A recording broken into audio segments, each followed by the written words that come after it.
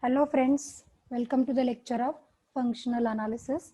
I hope you have seen all the lectures till today, and as you have seen all the lectures, in the last lecture we have completed the Han-Banach lemma. In today's lecture we will just see one bit we have left out in Han-Banach lemma and some basic definitions which are really essential for us to understand the Han-Banach theorem. Let me just share my screen.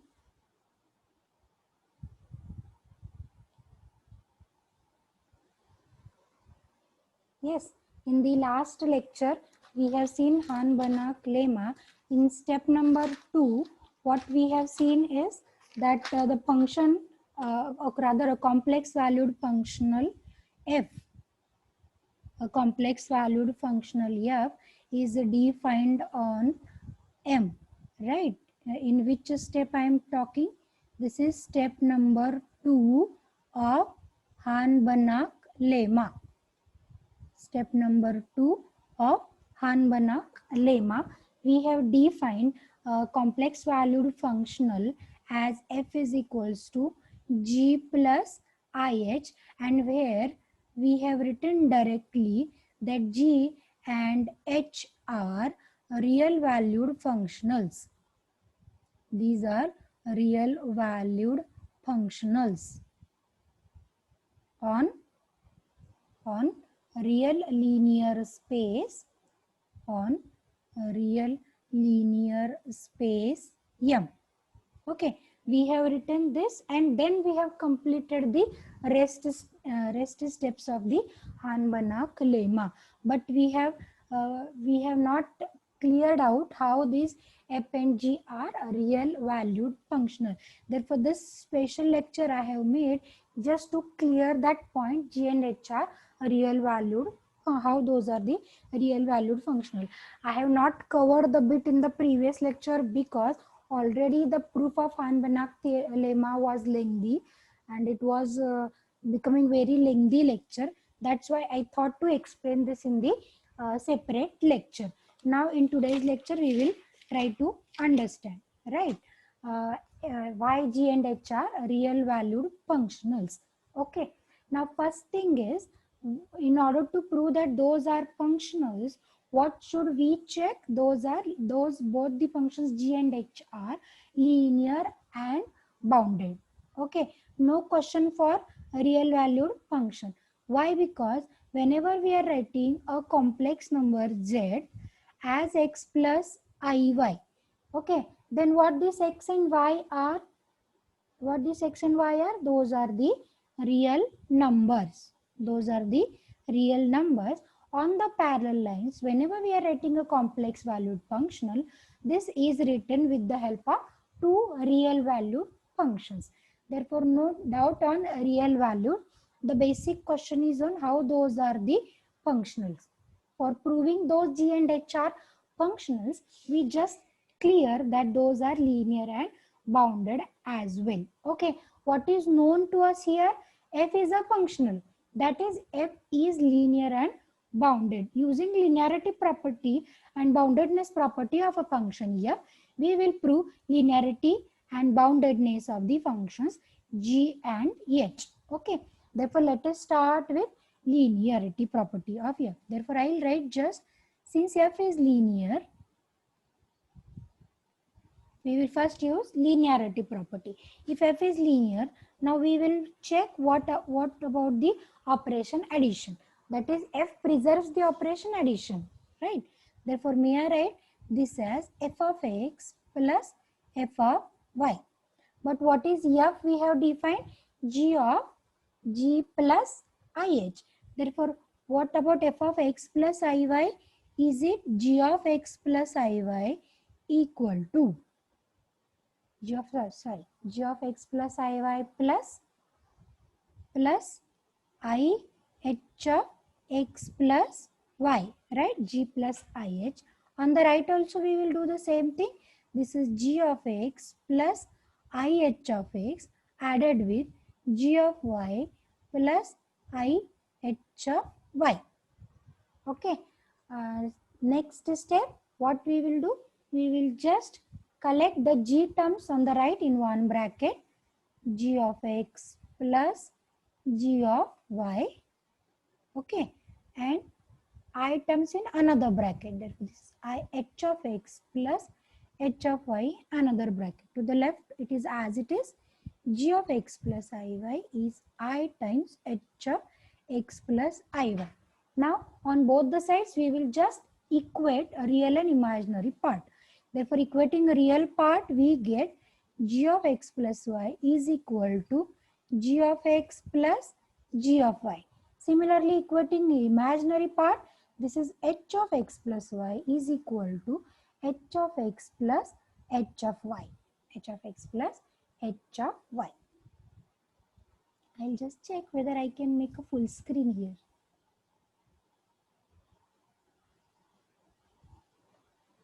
Yeah, now it's better. Okay, next step. Similarly, we will check for scalar multiplication. What we here we have observed, G and H preserves the operation addition. Similarly, we will check it for scalar multiplication. For that, we will use a property of linear, that is, it preserves the scalar multiplication. Therefore, I'll just write f of alpha x is equals to alpha into f of x. Right? On the left side, this is g of alpha x plus I h of alpha x. On the right, this is alpha into f of x plus I h of x. Okay. Now, just we will equate real and imaginary part as previous. Oh, sorry. Here it is g of x. Okay. So just we will equate the real and imaginary part. Therefore, we will get by equating real part, since g of alpha x is alpha g of x. And what will happen if I equate imaginary part? This is h of alpha x is alpha into h of x. Therefore, what we have obtained, that g and h preserves the operation of scalar multiplication as well. Therefore, may I write g and h are linear. G and H are linear.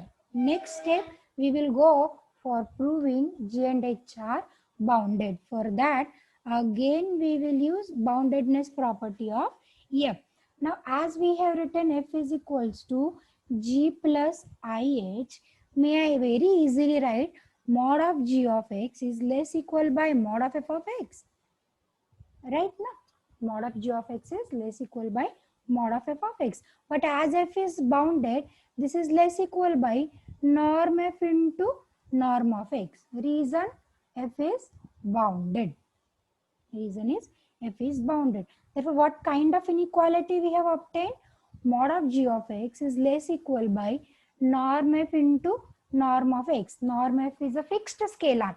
Therefore, the inequality we have obtained is mod g of x is less equal by constant, say m, capital M into norm of g of x. And as g is a real valued function, g is real valued functional, we know that the norm acting on the real valued space is a modulus function. Therefore, this is actually very similar to this one. I'll just write. This is equal to writing norm t of x is less equal by capital M into norm of x whenever t is bounded. Right? Therefore, instead of this norm, we have modulus, because here R is the field under the consideration. Therefore, first we have proved. Therefore, may I say G is bounded. G is bounded. Similarly, we will do for h of x. Therefore, mod of h of x is less than or equals to mod of f of x, which is less than or equals to norm f into norm of x, which again prove that f is bounded. Which again proves that f is bounded. Hence, what we have obtained, both g and h are linear and bounded. Linear, or one can say linear and continuous. Therefore, this g and h are real functionals. Real functionals. Okay. Now, defined on M. Now, this M is a subspace of N. M is a subspace of n, and this is a complex nonlinear space. This is complex normed linear space. Here this is M, a subspace. Okay, now since a complex linear space can be regarded as a real linear space by restricting the scalars to be real or the coefficient of imaginary I is 0. Therefore, here we will restrict this to be a real linear space. Hence, G and H are real functionals defined on real space. Defined on real space. Okay. Because real space is no doubt a subspace of a complex linear space, and this is what we have used at the starting of step number 2 of Hahn-Banach lemma, that G and H are real functionals on a real space. No need to include this proof in the original proof of Hahn-Banach lemma because already the proof is so lengthy. This is just for the sake of our understanding that how G and H will be the real functionals acting on the real space. And as G is a real functional on a real space, then only in the proof itself we have extended G to a functional G naught defined on the space M naught by using step number 1, for which is true for real linear spaces. Okay, this is what I just want to clear the doubt from a Hahn-Banach lemma. Therefore, this I have included it today's lecture. Now, before going to the Hahn-Banach theorem, we will just have a look on the mathematicians. Okay, therefore, the next is actually Hahn-Banach theorem. Okay, and the proof of Hahn-Banach theorem totally depends on John's lemma. Proof of Hahn-Banach theorem is totally depending on John's lemma. What we will see what John's lemma is, but before that we will just try to see the pictures.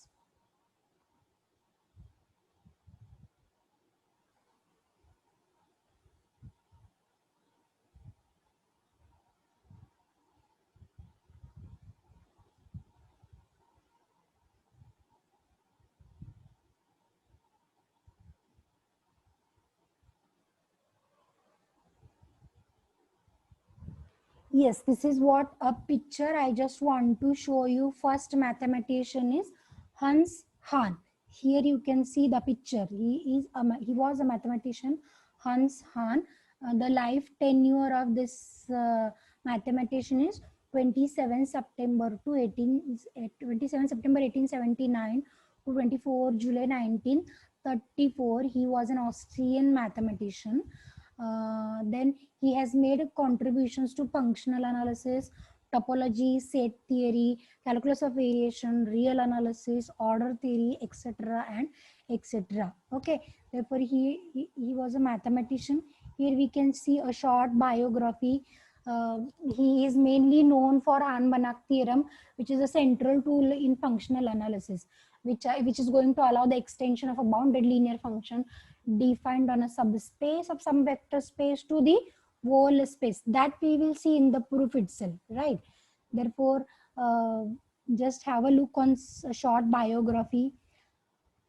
He is belonging to the University of Vienna, University of Bonn.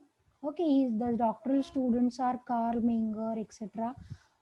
Karl Popper was his notable student, and this is a picture of Hans Hahn.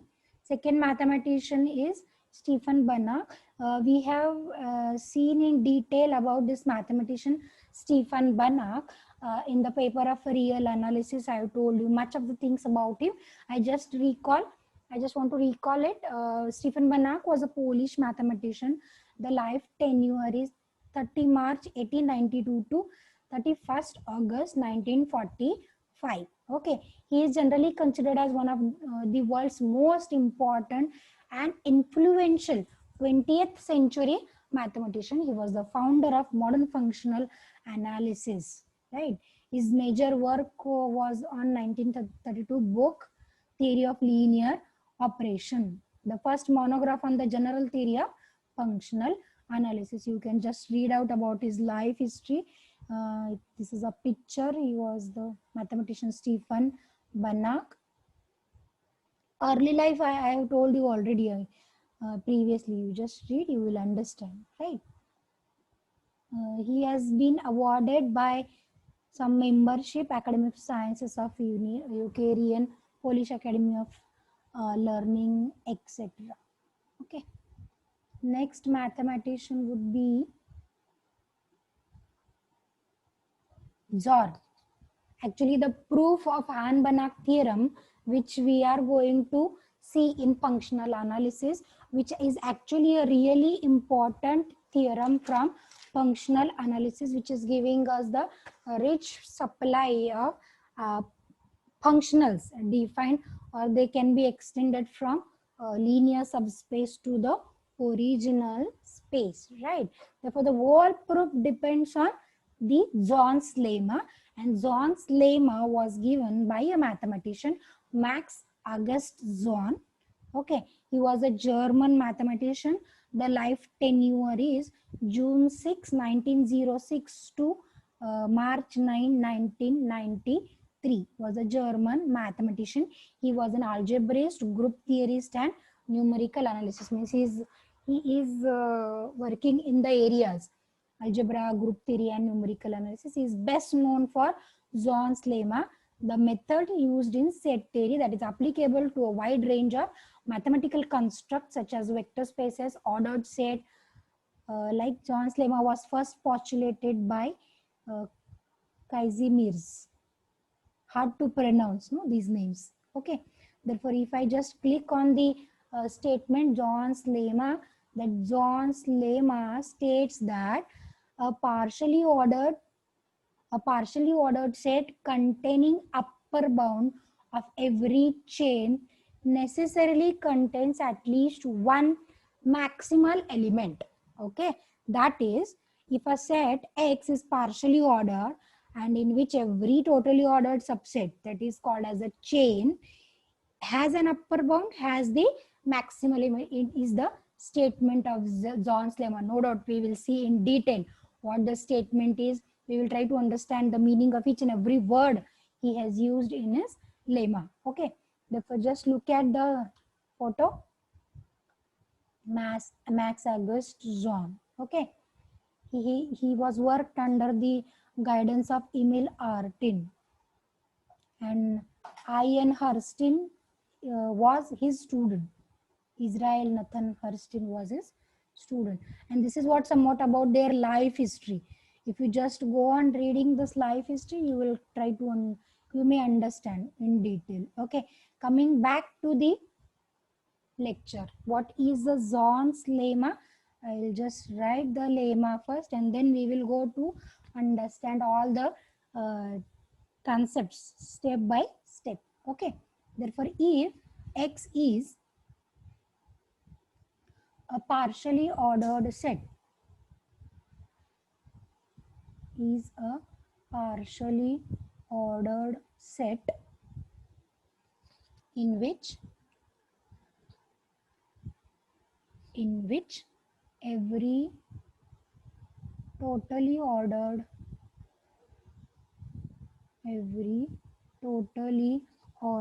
subset, which is also called as a chain, has an upper bound, then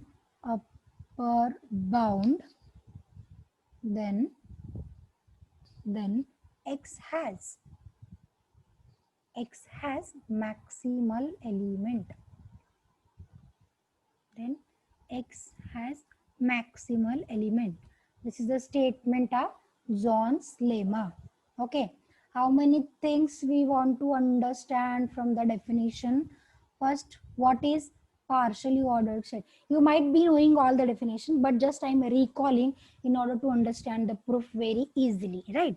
Therefore, the first thing is partially ordered set. Then second is totally ordered set. Next, upper bound.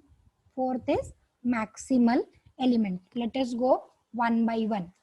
Okay, before going to partially ordered set, first we will try to understand partial ordered relation. Partial ordered relation. Okay, now what we know about partial order relation, everyone must be knowing. If it was a live lecture, you might have answered all these questions. Therefore, as it is a recorded lecture, I just want to repeat it. Okay, therefore a partial order relation is a relation R in set S. Okay, is satisfies three conditions. Three conditions. What are the three conditions? First, reflexivity.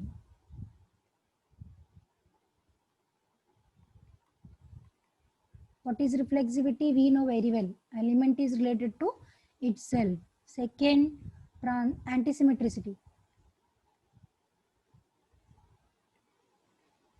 Antisymmetry. What is antisymmetry? A related to B and B related to A implies A is equal to B. Third, transitivity. What is transitivity?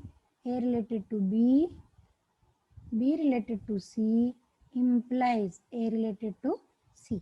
If any relation is going to satisfy the three characteristics, then the relation is called as partial ordered relation. Okay, this we have studied perhaps in 12th standard itself. No? I'm just recalling all the concepts. Okay, second, next we will try to understand what is partial ordered set. Partially ordered set.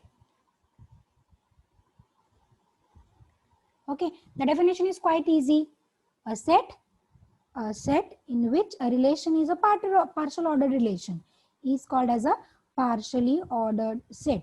Okay, therefore here I will write is a set, say X, with a relation denoted by less equal C. This is the symbol we are using for the relation. Okay, between pair of elements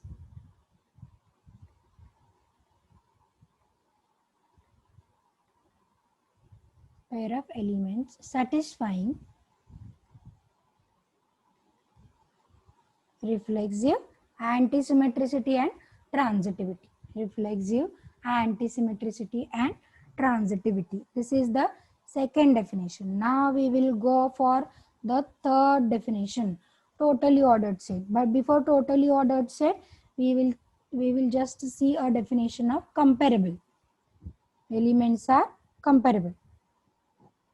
Okay, I'll first write the definition and then I will explain you by taking an example. If Y is a subset of X, Y is a subset of X such that X, Y are the elements in capital Y, this implies either X is less than or equals to Y or Y is less than or equals to X. X is less than or equals to Y, Y is less than or equals to X. Then every pair of elements of Y are said to be comparable.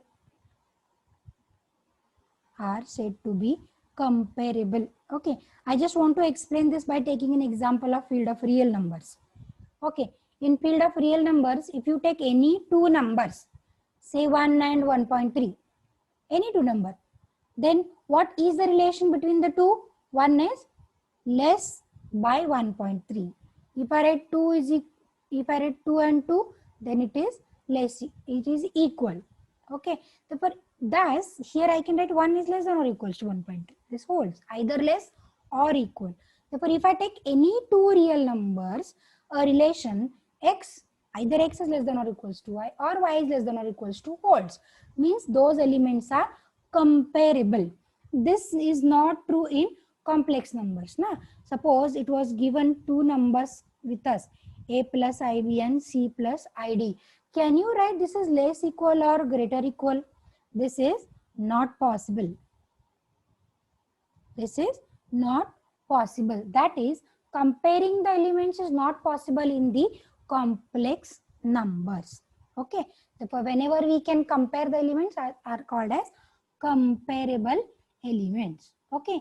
Now we'll go to a totally ordered set. This is fourth, I think. Now this is totally ordered set. Okay. Therefore, a subset in which every pair of elements are comparable is called totally ordered subset. I'll just write a subset y. I'm using the same symbol, y subset of x I have written already, in which every pair of elements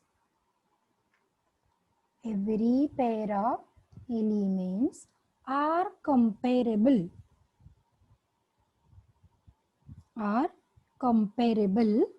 is called totally ordered set, or this is called as chain. Why this is called as a chain? It's very easy to understand. No? Suppose I have given with some numbers in some real numbers 1, 2, 5, 7, right? How can I write 1 less than or equals to 2, 2 less than or equals to 5, 5 less than or equals to 6, and continue. Therefore, this could be a chain construction. It was constructed like a chain. Okay. Therefore, another name for totally ordered set is a chain. We can write the elements in a queue, in a chain, right? Therefore, this is totally ordered set, which is the another name is here itself I'll write. This is chain. Okay, coming to the next definition, a very easy definition of upper bound. Everyone is knowing the same upper bound, right? Everyone is knowing the upper bound. What is an upper bound definition? Let us write an upper bound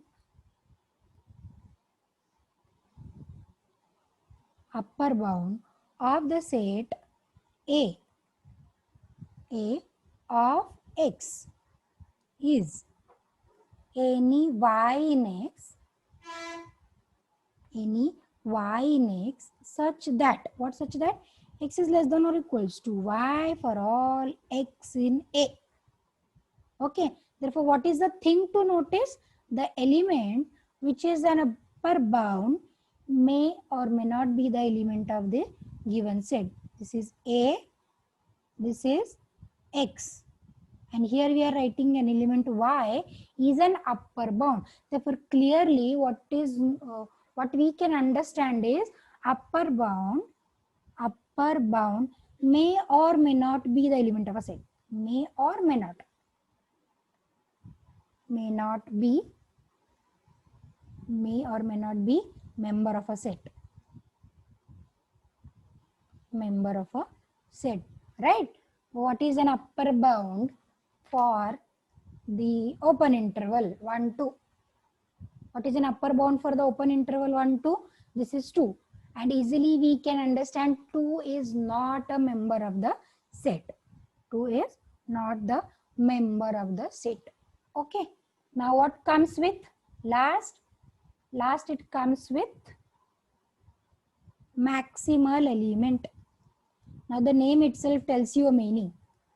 What is the meaning? The element which is maximum among the given set. The element which is maximum among the given set, and in this case maximal element is a member of a set. Is a member of a set. Okay. If you want to understand the textbook definition, what textbook definition tells us that whichever is the maximum maximum. But sometimes this maximum we cannot find. Okay. For example, coming to this set, open interval 1, 2. Can you tell me a maximum element, largest element? It is not possible. That's why it was, the concept was extended to upper bound, right? But again, upper bound is a concept which is not unique. There may be infinite upper bounds to a set.